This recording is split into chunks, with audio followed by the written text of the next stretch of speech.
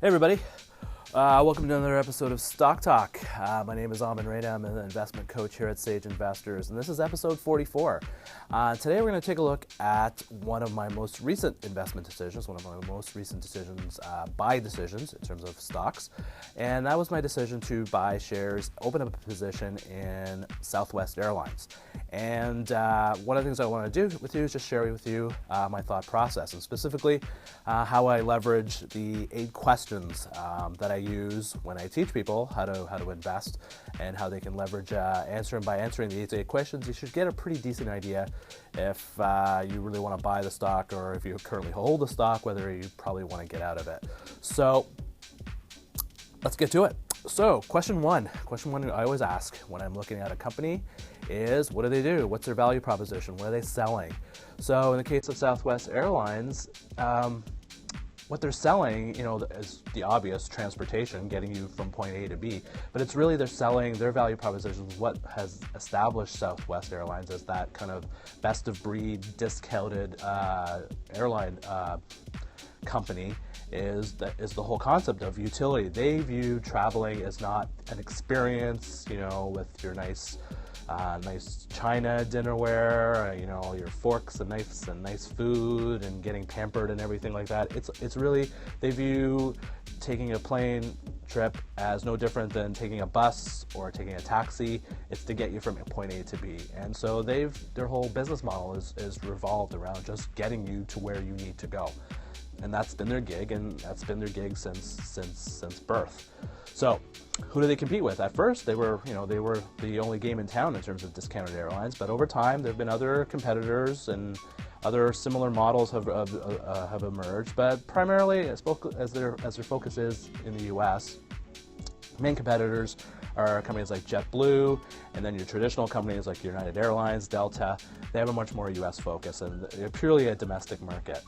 Who are the customers? Who gets attracted to a company like Southwest Airlines? Well, ultimately, it's individuals who are value conscious, who view traveling as a utility and need to get from point A to B. So the value shopper, the value consumer is going to be much more attracted to it. They're not interested in the bells and whistles. They just want to get on a plane and get to where they need to get to. Small businesses who have tighter budgets, who need to still get out and see customers and do business, as much as teleconferences, video conferences, and that whole side of it has eaten away in terms of how we do commerce. Still got it. There's no substitute for a face-to-face meeting. So the big driver, or the people who are really be interested in using Southwest Airlines, are the smaller type businesses. Question 4. So these same customers, are they willing to come back? Well, traveling, to me, the whole concept of transportation is such it's one of our core necessities as people that we need. We need to get from point A to B. We can't live without it. And so from that perspective, yeah, customers will come back, but the rate that customers come back is driven by how the overall economy is doing, how much disposable income companies have, and how much money they're willing to spend on travel and transportation. So it's very cyclical. Traveling and airline flying is very cyclical in nature. So that's pretty much the company, what they're all about. Now, question 5 is, do they make any money? Well, the answer is yeah. It's a low margin business in the sense that their returns on capital are about 15%. Their cost of capital coming around 12%. So it's making marginally incremental profit. But the thing about what makes them so unique in terms of a best of breed type company is that they're extremely consistent at doing it. The company just recently posted their 43rd straight year of profit. 43 straight years of making money. Like, think about it. And this is like the airline industry which has gone through 9/11. In the early days, we had all kinds of hijackings and air crash and so much instability with respect to flying and traveling. Despite all that, this company continues to have been profitable, and it's unbelievable. And we've had a lot of airlines go out of business in the last 43 years, but these guys have built an incredible model and an incredible service structure that they've got it down to an art. It's down to a science, really. Question six, question six is looking at their financials in terms of their balance sheet. What's the quality of the balance sheet? How much money do they owe, and how much money do they own? What kind of assets do they own, and do they own any money to anybody else? When you look at Southwest's balance sheet, they had about a debt-to-equity ratio of about 0.36, which for a really capital-intensive company, like a old school kind of company in terms of airlines, is pretty good. It's pretty low. Like a lot of the other older type airlines, they have much higher debt levels. So it's got a pretty clean balance sheet. Very low goodwill, so it's a lot of hard assets.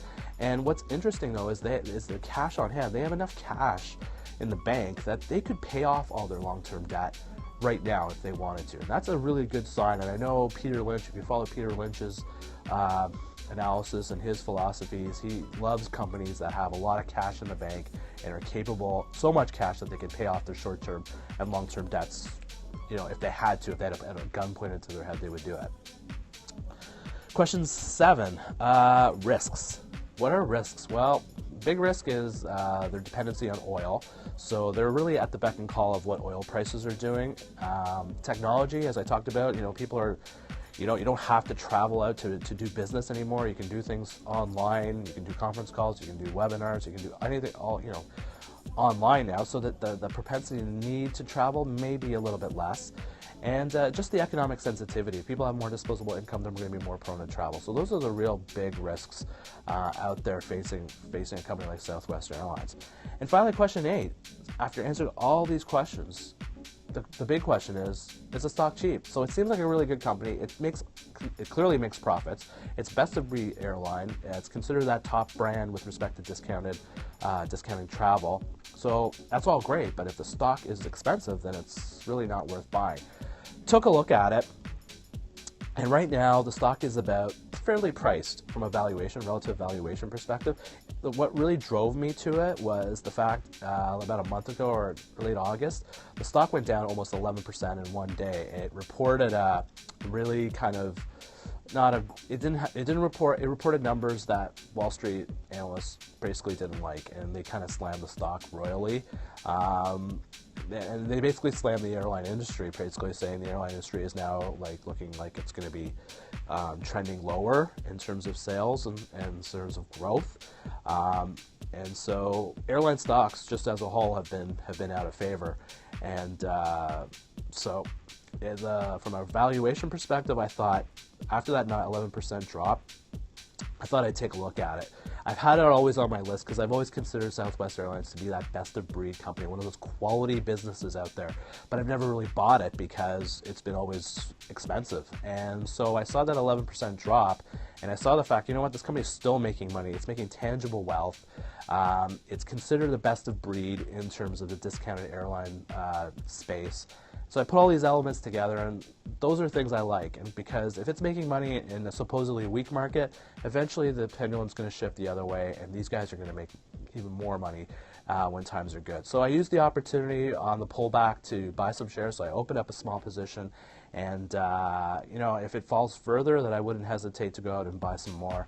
Again, because I believe it's just one of those solid, well-run, well-managed companies, has a really strong culture that encourages strong wealth creation. And so for me, I thought it was a great opportunity to acquire a stock that I've always wanted to acquire, but I've just never been able to pull the trigger on it because I always thought it was too pricey. So that's it. That's my decision. So how long did I take? How long did I take to come up with that conclusion? About less than 10 minutes?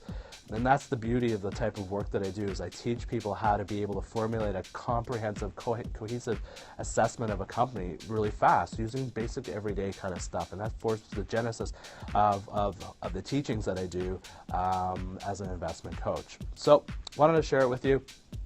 If you have any questions about this or anything else you might want to learn about from an investing perspective in terms of the markets, feel free to give me a shout. You can give me a shout out through my website, www.sageinvestors.ca, or you can hit me through Twitter. I'm always on Twitter, commenting, observing the movements of the stock markets. So you can hit me there. My handle is @SageInvestors.